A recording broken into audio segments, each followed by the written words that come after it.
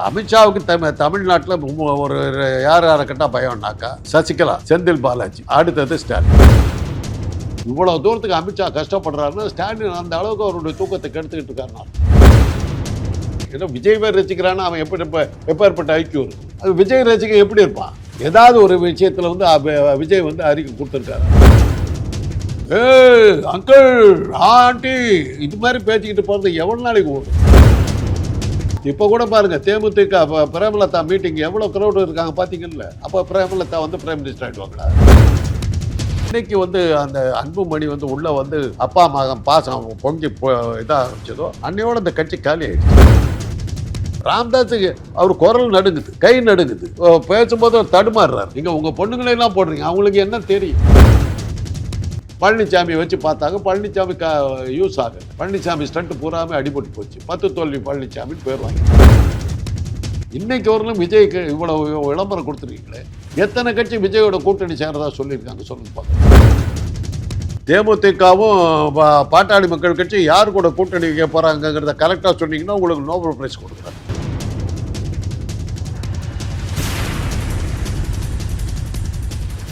Cloud7 voice நேயர்களுக்கு வணக்கம். இன்றைய நேர்காணலில் நம்மோடு இணைந்திருக்கிறார் அரசியல் விமர்சகர் டாக்டர் காந்தராஜ். வணக்கம் சார். காங்கிரஸ் ஏன் அவ்வளோ சப்போர்ட் பண்றாங்க விஜய்க்கு? சப்போர்ட் இல்லம்மா, அவங்க சப்போர்ட் தானே சார் பண்றாங்க. சென்சாரை பத்தி சொல்றதானே சொல்றீங்க. சென்சாரை பத்தி ஏன் சொல்றாங்கன்னா, அது விஜய் ரசிகன் எப்படி இருப்பான்? திமுகவுடைய சேர்த்தின்னு ஆரம்பிச்சான். அதுக்கு தான் சொன்னாங்கப்பா, சென்சார் போர்டு அமித்ஷா கிட்ட இருக்குது, திமுக இல்லை இதுக்கு சம்பந்தம்னு அவனுங்களுக்கு சொல்லி இருக்கணும். ஏன்னா விஜய் பேர் ரசிக்கிறான்னு அவன் எப்பேற்பட்ட ஐக்கியம் இருக்கும், அவனுக்கு இதெல்லாம் சொல்ல வேண்டியிருக்குது. இந்த நிமிஷம் வரலும் தாவேகாவிலிருந்து பாஜகவை எதிர்த்து ஒரு அறிக்கை தான் வந்ததா? அப்புறம் அப்போ அவங்க கட்சியை நடத்தலன்னு அர்த்தம். நீங்கள் தான் அவன் உயிரை விடுறீங்க. எந்த ஒரு பிரச்சனையும் அவங்க தலையிட்டாங்க சொல்லுங்க பார்க்கலாம். ஏதாவது ஒரு விஷயத்தில் விஜய் அறிக்கை கொடுத்துருக்காரா? அங்கிள் ஆண்டி இது மாதிரி பேசிக்கிட்டு போகிறது எவ்வளோ நாளைக்கு ஓடும்? முடிஞ்சு போச்சு. அந்த ஸ்டண்ட்டு 2 மீட்டிங் பேசினார். ஒரு சின்ன சம்பவம், கரூரில் சம்பவம் நடந்து 1.5 மாதம் ஆளை எங்கே போனாருன்னு தெரியல, உனக்கு தெரியல. அதுக்கப்புறம் மறுபடியும் வந்தார்ல சார், எங்கே வந்தார்? காஞ்சிபுரம் கூட்டம்லாம் நடத்தினாரு. கூட்டம் நடத்தினார். அவர் கூட்டம் நடத்துறதுக்கு முந்தின நாள் திமுக நடத்துது, அதுக்கு முந்தின நாள் இவர் பழனிசாமி நடத்துறாரு. இதை விட அதிகமான கூட்டம் வந்தது. ஒரு அசம்பாவிதம் நடக்கலையே. இவர் கூட்டம் போடுறதுக்கு முந்தின நாள் தயாநிதி ஒரு கூட்டம் போடுறாரு அதே ஏரியாவில், லட்சக்கணக்கில் நின்னாங்க. இப்ப கூட பாருங்க, தேமுதிக பிரேமலதா மீட்டிங் எவ்வளவு கிரௌட் இருக்காங்க பாத்தீங்கல்ல. அப்ப பிரேமலதா பிரைம் மினிஸ்டர் ஆயிடுவாங்களா சொல்லுங்க. கூட்டம் தான் ஒரு கணக்குனாக்க பிரேமலதா இன்னைக்கு சீஃப் மினிஸ்டர். நேற்று அந்த கிரௌடை பார்க்குற அப்போ அபரிமிதமாக நிற்கிறாங்க. ஈவெண்ட் மேனேஜர்கிட்ட சொன்னீங்கன்னா உங்களுக்கு எவ்வளோ க்ரௌடு வேணும், எவ்வளோ பெரிய மேடை போடணும், எந்த இடத்துல கொடி கட்டணும், எந்த இடத்துல இது பண்ணணும் எல்லாம் போட்டு கொடுத்துட்டு ஸ்பீச்சை கையில் கொடுத்துட்டீங்கன்னா எந்த இடத்துல கை தட்டுன்னு சொன்னீங்கன்னா அந்த இடத்துல கை தட்டுறது கூட ஆளை ஏற்பாடு பண்ணி கொடுக்குறாங்க. எங்கள் காலேஜில் ஒர்க் பண்ணுற ஆளுங்க நிறைய பேர் அதில் இருக்காங்க. Okay sir. இப்போ இந்த விஷயத்துல காங்கிரஸ் பாஜகவுக்கு எதிராக தான் விஜய்க்கு ஆதரவா இருக்குன்னு சொல்றீங்க. ஆதரவா இல்லம்மா, இவங்க மேல பழியை போட்டக்கூடாது. இல்ல திமுக மேல பழி வரக்கூடாது. திமுக மேல பழி. அதனால பாருங்க, கரூர் சம்பவத்துல அவங்க எதிர்பார்த்தது என்னன்னா, விஜயை உடனே கைது பண்ணுவாங்கன்னு எதிர்பார்த்தாங்க. விஜயை கைது பண்ணாக்கா உன்னுடைய பாதுகாப்பு குறைபாடுகளுக்கு விஜயை குற்றவாளி ஆக்குவதா அப்படின்னு சொல்லிட்டு பெருசாக இது பண்ணி அது ஒரு இஷ்யூ ஆக்கி அது ஒரு பெரிய போராட்டம் வச்சு அது ஒரு ஸ்டண்ட் அடிக்கலான்னு பார்த்தாங்க. முதலமைச்சர் பேசாமல் இருந்துட்டார், அடிபட்டு போச்சு. அப்புறம் வர வழி இல்லை. ஆரம்பிக்காத ஒரு கட்சிக்கு விஜய் பல கோடி ரூபாய் செலவு பண்ண வேண்டியதாக போச்சு. நஷ்ட ஈடு கொடுக்குறேன்ற அளவுக்கு போச்சு. அந்த நஷ்ட ஈடு கொடுத்ததுல ஆயிரக்கணக்கான குழப்பங்கள்லாம் சேர்ந்தது. திமுகவினுடைய தூண்டுதனால தான் சென்சார்னு அவனுடைய ரசிகர்களை ஆரம்பித்தானுங்க. அந்த அவனுங்களுக்கு ரொம்ப புத்தி அவ்வளோதான் இருக்கும். அதனால தான் உடனே அறிக்கை விட்டாங்க. அமலாக்கத்துறை, தேர்தல் ஆணையம், நீதிபதிகளோட சென்சார் போர்டையும் நீங்கள் கையில் வச்சுக்கிட்டு இருக்கிறீங்க அப்படின்னு சொல்லி ஸ்டாலின் இது பண்ணும்போது ஸ்டாலினுக்கு அதுக்கு சம்மந்தம் இல்லைன்னு ஆயிடுச்சு. இப்போ அதை வச்சு ஸ்டாலின் மேலே காங்கிரஸ் தாவேகா கூட கூட்டணி போயிடும் அப்படின்லாம் சொல்லிட்டு அது நீங்களும் ட்ரை பண்ணுறீங்க. இல்ல மீடியா காங்கிரஸ் தரப்புக்கு உள்ள இருக்கிறவங்களுக்குள்ளே பிரச்சனை இருக்கு, செல்வ பெருந்தகைக்கு எதிராக ஜோதிமணி இருக்காங்க அப்படின்னு நிறைய இது சொல்லி வெளிப்படையாவே சோஷியல் மீடியால தெரியுது காங்கிரஸை சார். பொறுத்தவரை ஒண்ணு வச்சுக்கோங்க, அங்க தொண்டர்களை விட தலைவர்கள் ஜாஸ்தி. ஒவ்வொருத்தனும் தனித்தனியா பேசிட்டு இருப்பான். யாருடைய கருத்து வந்து கட்சியுடைய கருத்துன்னு எவனுக்குமே தெரியாது. அதனால தான் ஜெயலலிதா இருந்த வரையிலும் இந்த லோக்கல் லீடர்ஸ் எவன் பேசுனாலும் அந்த அம்மா இது பண்ணாது. டெல்லியிலேருந்து வர சொல்லு, தேசிய கட்சியாக இருந்தால் டெல்லியிலேருந்து தான் வரணும். இந்த லோக்கல் பாஜக என்னென்ன பேச்சு, நத்திங் டூயின்ட்டாங்க. அப்புறம் சுஷ்மா சிவராஜ் வந்தாங்க, யஷ்வந்த் சின்ஹா வந்தார். அவங்கக்கிட்ட தான் பேசுவாங்க அந்த அம்மா. நீ லோக்கல், நீ உள்ளூர் பாலிடிக்ஸ். இப்போ இந்த ஒரு காங்கிரஸ் எம்எல்ஏ வந்து தாவேக்கா அவங்களோடலாம் சேருவேன்னு சொல்லி ஒரு எம்எல்ஏ பேசினார். ஏன் பேசினார்? எலெக்ஷன் வரப்போகுது, நாம் அமைதியாக இருந்தோம்னா நமக்கு சீட்டு கூட விட்டோம்னா என்ன பண்ணுறது? அதனால் ஒரு கான்ட்ரவர்சி கிளப்புறது, தலைமைக்கு எதிர்ப்பாக போராடுற மாதிரி பண்ணுறது. சரி, அப்போ என்ன பண்ணுவாங்க? என்னப்பா பிரச்சனை என்ன? எனக்கு இந்த தடவை சீட்டு கொடு, ரைட் வாட்ச்.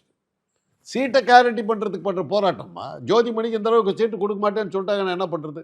சீட்டை கேரண்டி பண்ணுறதுக்கு ஒரு தலைமையை எதிர்த்து பேசணும். இதெல்லாம் அரசியல் வேடிக்கை பார்க்குற எங்களுக்கெல்லாம் தெரிஞ்ச விஷயம் அது. ஆனால் கிட்ட நெருங்க இன்னும் நீங்கள் வந்து கூட்டணி குழப்பங்கள் நிறையா வரும். அப்போ தான் பேரம் பேச முடியும். அந்த பேரத்தை வந்து முதல்ல வந்து ரொம்ப பிரமாதமாக பண்ணிகிட்டு இருந்தவங்க வந்து எடுத்திங்கன்னாக்கா பாட்டாளி மக்கள் கட்சியும் விஜயகாந்த் கட்சி, அது என்னது இந்த தேமுதிக, அவங்க 2 பேரும் யாரோட கூட்டணி சேருவாங்கன்னு யாருக்குமே தெரியாது. விக்கிரவாண்டி தேர்தல் இது இப்போ கடைசியாக நடந்த விஷயத்தில் அதில் தான் ரொம்ப தெளிவாக எல்லாத்துக்கும் புரிஞ்சுது. ராத்திரி 9 மணி வரையிலும் பழனிசாமி கூட பேசிகிட்டு இருக்கார், அதிமுகவோட கூட்டணின்றார். காலையில் 11 மணிக்கு பாஜக கூட்டணின்னு சொல்லி விக்கிரவாண்டியில் நிற்கிறார்.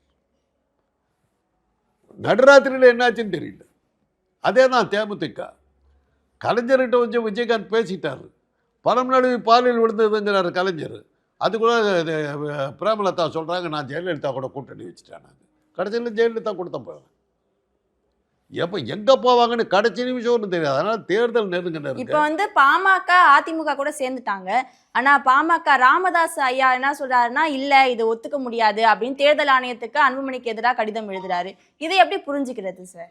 அது ஒரு கட்சியாகவே நான் நினைக்கலாமா.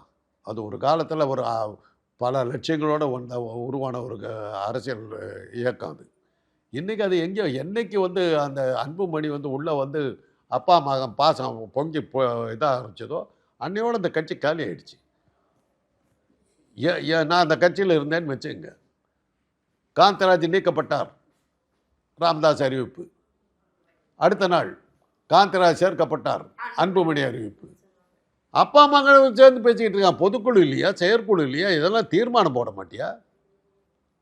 வீட்டில் உட்காந்துட்டு கம்ப்யூட்டர் இருக்குது, கம்ப்யூட்டரில் அடித்து உங்களுக்கு செய்தி அனுப்புகிறாங்க, நீங்கள் செய்தியாக போடுறீங்க. அது எப்படி முடியுது? அதனால தான் அந்த கட்சிக்கு தேர்தல் ஆணைய அங்கீகாரம் போச்சு. இப்ப தேர்தல் ஆணையம் வந்து அன்புமணி கிட்ட தான் பாமக இருக்கு அப்படின்னு தெரிவிச்சிருக்காங்கல்ல சார்? இருக்குன்னு சொல்றாங்க, இன்னும் அங்கீகாரம் கொடுக்கலையே உங்களுக்கு. இல்ல 2026 சட்டமன்ற தேர்தல்ல பாமக கொடுத்துருவாங்கன்னு அர்த்தம். அன்புமணியை அவங்க தான் ப்ரொமோட் பண்ணுவாங்க. நான் எனக்கு அவங்க ஆட்கள்லாம் நிறைய பேர் எனக்கு தெரியும். நான் சொன்னேன், ராம்தாஸ்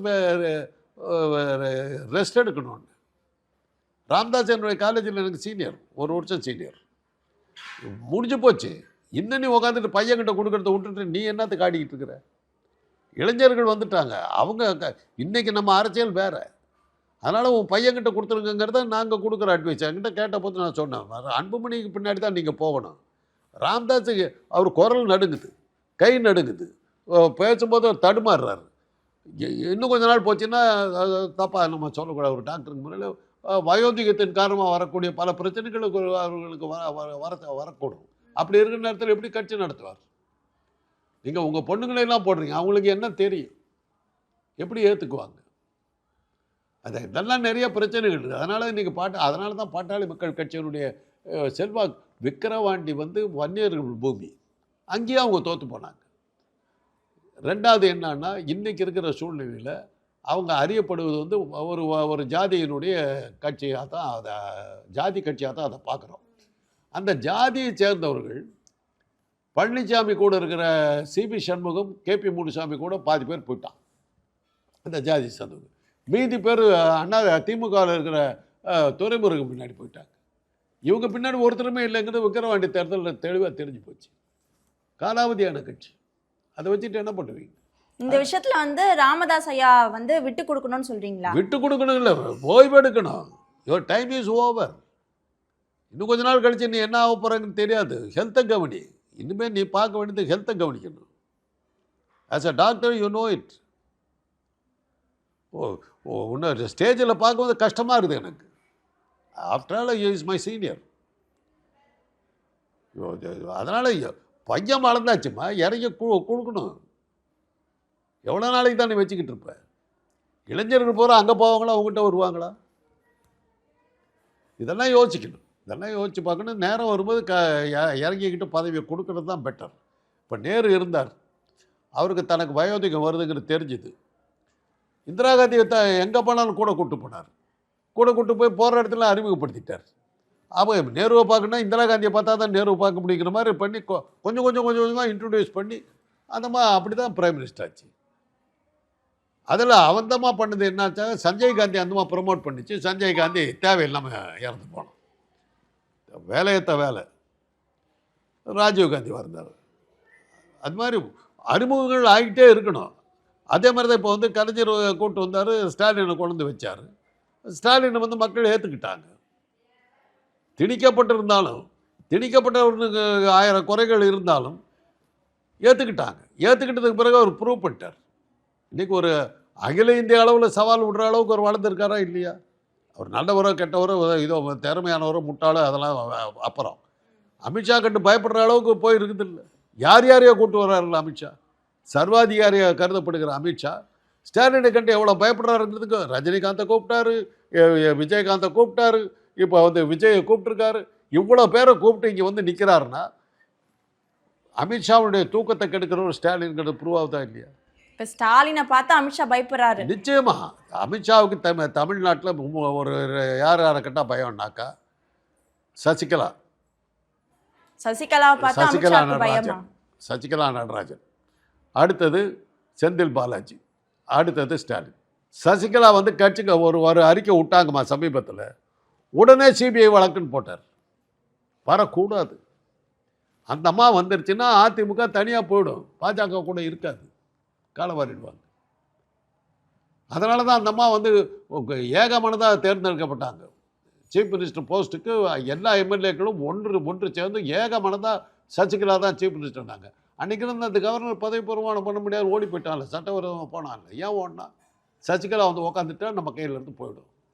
அதுக்கப்புறம் அவங்க எதிர்பார்த்த மாதிரி கட்சியை 4 உடைச்சாங்க, 5 உடைச்சாங்க. ஆளாளுக்கு ஒரு தலைவராக மாறினாங்க. பழனிசாமி வச்சு பார்த்தாங்க, பழனிசாமி யூஸ் ஆகலை. பழனிசாமி ஸ்டண்ட்டு பூராமே அடிபட்டு போச்சு. 10 தோல்வி பழனிசாமின்னு பேர் வாங்கிவிட்டார். கடைசி 3 தேர்தலில் நிற்காமல் போயிட்டார்.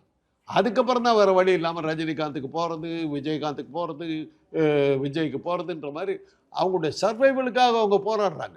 இந்த தமிழ்நாட்டுக்கு தென்னாட்டுக்கு வர்றதுக்கு அவங்க இவ்வளோ கஷ்டப்படுறாங்க. நீங்கள் பார்த்தீங்கன்னா ஆந்திராவில் கூட பவன் கல்யாணம் சேர்த்துறாங்க. யாராவது ஒரு நடிகர் பிடிக்கிறாங்க. அவங்க இதே அது மாதிரி தான் இருக்குது. தென்னாடுன்னா நடிகைகள் அவங்கள வச்சு தான் நடத்த முடியும்.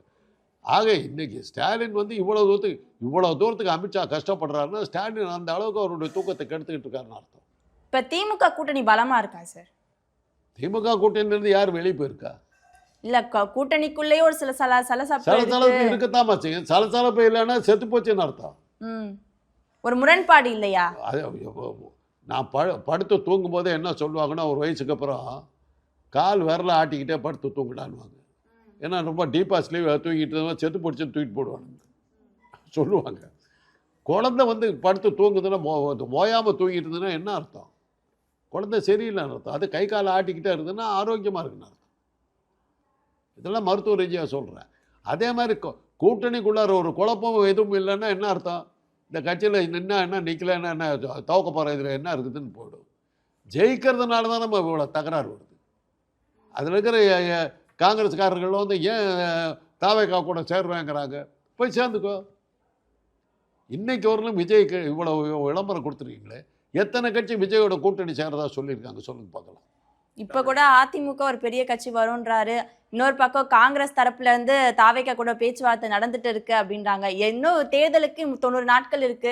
ஜனவரிக்குள்ள கூட்டணி எல்லாம் முடிவாயிடும்னு ஒரு பக்கம் பேசப்படுது இல்ல. அதிமுக ஒரு புதிய கட்சி, பெரிய கட்சி வர இருக்குன்னு இருக்கு. வரல, இன்னும் வரல. எவ்வளவு நாளா சொல்லிட்டு இருக்காங்க? 2-3 மாசமா சொல்லிட்டு இருக்காங்க. என்னைக்கு வர்றதா இருக்கீங்க? என்டிஏ கூட்டணி வெற்றி பெறும்னாரு அமித்ஷா. என்டிஏ கூட்டணியில யாருப்பா இருக்கிறீங்கன்னு கேட்ட தெரியல. அதிமுக தானே இருக்காங்க. அப்புறம் திருப்பி அதிமுக என்டிஏவும் வேறையா? செங்கோட்டையனுக்கு அமித்ஷாவுக்கும் என்னமா தொடர்பு? நட்பு ரீதியா உடனே கிளம்பி அங்கன்னத்துக்கு அமித்ஷா கிட்ட போய் இது கேட்டுட்டு உடனே ஏன் போய் தாவே கலாச்சாராரு? புரியலையா உங்களுக்கு? இதுக்கு நாங்க விளக்கம் சொல்லணுமா? மறைக்க பார்க்குறீங்க. உங்களுக்கே தெரியுது. அமித்ஷா சொன்னதை கேட்டுக்கிட்டு இப்போ விஜய் கிட்ட போறாரு. அப்போ அமித்ஷாவும் விஜயும் ஒன்று தான். அமித்ஷாவோட ஆதரவில் தான் விஜய் இயங்கிட்டு இருக்காரு. செங்கோட்டையனை ஏன் அமிச்சாங்கன்னா கட்சி நடத்த தெரியல, அங்குலங்குலமாக நகர்றாரு. அந்த வேகம் 10ல நத்த வேகம் ஆம வேகம் லெவலில் போயிட்டு இருக்காரு. அங்க போய் விஜய்க்கு செங்கோல்லாம் கொடுத்தாரு. ஆமா, வேற அதுக்கு பிறகு தான் பார்த்தாங்க. கட்சியை ஆரம்பிச்சு விட்டார். ஒரு 50-60 பேர் சப்போர்ட் இருக்கிறாங்க. அதை கட்சியாக உருவாக்குன்னு சொல்லிட்டு செங்கோட்டை நினைச்சாங்க. இப்போ செங்கோட்டையன் போய் சில மாறுதல்கள்லாம் செஞ்சு இது பண்ணி. ஏன்னா அவர் வந்து ப்ரூவ்டு சக்ஸஸ்ஃபுல் மேன். ஜெயலலிதா பீரியடில் எம்ஜிஆர் காலத்தில் ஒரு உண்மை கிடையாது. செங்கோட்டையன் நத்திங். ஜெயலலிதா வந்தபோது அவருடைய ஆலோசனையை கேட்டு தான் அந்த வந்து அவருடைய ஆலோசனையை கேட்காம நின்று தான் பர்கூர் தேர்தலில் தோத்துச்சது. அதுக்கு பிறகு செங்கோட்டையன் வச்சது தான் சட்டம்னு இருந்தார். சசிகலா உள்ள நுழைஞ்ச போது தான் செங்கோட்டையனுடைய செல்வாக்கு போச்சு. இப்போ சசிகலா மறுபடியும் அதிமுக இணையத்துக்கு வாய்ப்பு இருக்கா? அவங்கள விட மாட்டாரு. அமித்ஷா உயிர் போனாலும் அமித்ஷா விட மாட்டார். புது கட்சி பாஜக விட்டு வலிக்கிடுவாங்க. இப்போ சசிகலா புது கட்சி ஆரம்பிப்பாங்களா சார்? அதெல்லாம் அவங்க அந்த மாதிரி அவங்க கிட்ட நான் பேசியிருக்கேன். அவங்களுக்கு அந்த மூடு இருக்கிற மாதிரி தெரியல. அவங்க இன்றைக்கி வந்து அவங்க நினைக்கிறது அதிமுகங்கிறது தன்னுடைய கண்ட்ரோலில் இருக்கிறதா தான் நினைக்கிறாங்க. தான் சொன்ன தொண்டர்கள் கேட்பாங்கன்னு நினைக்கிறாங்க. அந்த தன்னம்பிக்கையும் தைரியமும் அந்த மாளுக்கு இருக்கிறத நான் பார்த்தேன் அவங்ககிட்ட பேசும்போது எனக்கு தெரிஞ்சது. 2026 தேர்தலில் சசிகலா ஒரு மாற்றத்தை ஏற்படுத்துவாங்களா? அந்த கடைசி நிமிஷத்தில் வந்து அமித்ஷா குடைச்சல் கொடுக்கறதுக்கு கொடுத்தாங்கன்னா ஆச்சரியப்பட முடியாது. இப்போ அதிமுகல பாமக வந்து சேர்ந்துட்டாங்க. தேமுதிக 9ஆம் தேதி நாங்க கூட்டணி அறிவிக்கிறோம்ட்டு தான் ஆரம்பத்துல இருந்து சொல்லிட்டு இருந்தாங்க. ஆனா இப்போ வந்து நாங்க சொல்ல விரும்பல. டேட் அனௌன்ஸ் பண்ணதுக்கு பிறகு தான் தேமுதிகவில் இருந்து பதிலே வரும். பேரம் பேசிக்கிட்டே இருப்பாங்கம்மா. நான் தான் சொன்னேனே, கலைஞர்கிட்ட போய் விஜயகாந்த் பேசிக்கிட்டு வந்து ஓகேன்ட்டு பண்ணிட்டு வர்றாரு. வந்து பத்திரிகையாளர் பேட்டி கொடுக்கும்போது பார்த்தாங்க நான் ஜெயலலிதாவோடு சேர்ந்து விட்டு நிந்தமா சொல்லுது. எதை நம்புறது? நான் தான் சொல்கிறேனே, எதை வேணாலும் கண்டுபிடிச்சிடலாம். கனவுல கண்ணில் காட்டி போடலாம். தேமுதிகவும் பாட்டாளி மக்கள் கட்சி யார் கூட கூட்டணி வைக்க போகிறாங்கங்கிறத கரெக்டாக சொன்னீங்கன்னா உங்களுக்கு நோபல் பிரைஸ் கொடுக்குறாங்க. அவங்களுக்கே தெரியாத விஷயம். கடைசி நிமிஷம் பேரம் பேசிக்கிட்டு இருப்பாங்க. பேரம் பண்ணிடணும். இன்றைக்கி இருக்கிற சூழ்நிலையில் தேர்தல் நேர்மையாக நடப்பதற்கான வாய்ப்புகள் மிக மிக குறைவு. ஒருவேளை தேர்தல் நேர்மையாக நடந்தால் திமுக கூட்டணி அமோக வெற்றி அடையும். இன்னும் சொல்ல போனால் இந்தியா முழுக்க ஒரு இடத்தில் கூட என்டிஏ கூட்டணி ஒரு இடத்தில் கூட ஜெயிக்காது. இந்தி பெல்ட்டில் வேணால் ஒரு 2-3 எம்எல்ஏக்கள் கிடைக்கலாம். அதை தவிர ஒரு இடத்தில் கூட கிடைக்காது. அதுதான் இன்றைக்கி இருக்கிற மக்களுடைய மனப்போக்கு. ஆனால் ஞானேஷ்குமாருங்கிற ஒரு பயங்கரமான ஆயுதத்தை கையில் வச்சுக்கிட்டு இருக்காங்க. அவர் என்ன முடிவு எடுக்கிறாரோ அதுதான் இருக்கும். அவர் தான் அதிகாரப்பூர்வமான தேர்தல் ஆணையர். அவர் கொடுக்குறது தான் ரிசல்ட்டு.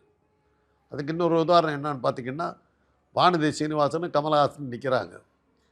4:30 மணி வரையிலும் கமலஹாசன் 10,000 வாக்குகள் வித்தியாசத்தில் முன்னணியில் இருக்கிறார். 5 மணிக்கு வானதி சீனிவாசன் வெற்றி. அதுதான் தேர்தல் ஆணையம். ஆனால் இந்த தேர்தல் 2026 விஜய் வெற்றி பெறுவார், அதுதானே சார் உங்களோட கருத்து? விஜய்கிட்ட தான் கொடுத்தாகணும். ஏன்னா ஞானேஷ்குமார் என்ன முடிவு, அதுக்கு முன்னாடி அமித்ஷா யாரை முடிவு எடுத்திருக்காருன்னு தெரியணும். கூட்டணி இல்லாமலே விஜய்க்கான ஒரு ஆதரவு தமிழ்நாட்டில் இருக்கு. கண்டிப்பாக இருக்குது. ஞானேஷ்குமார் இருக்காருமா. தமிழ்நாடுனாக்கா நான் சொல்கிறது ஞானேஷ்குமார். மக்கள் ஒரு பக்கமும் தேர்தல் ஆணையம் ஒரு பக்கமும் நிற்கிது. மக்கள் தான் எதிர்கட்சியாக இருக்காங்க. ஆளுங்கட்சியாக ஞானேஷ்குமார் இருக்கார். அதிகாரத்தை கையில் வச்சுக்கிட்டு இருக்கார். மக்கள் வந்து அதிகாரம் இல்லாமல் நிற்கிற மக்களை வச்சுக்கிட்டு என்ன பண்ண முடியும்? பல நிகழ்வுகளை பகிர்ந்து கொண்டதுக்கு நன்றி சார்.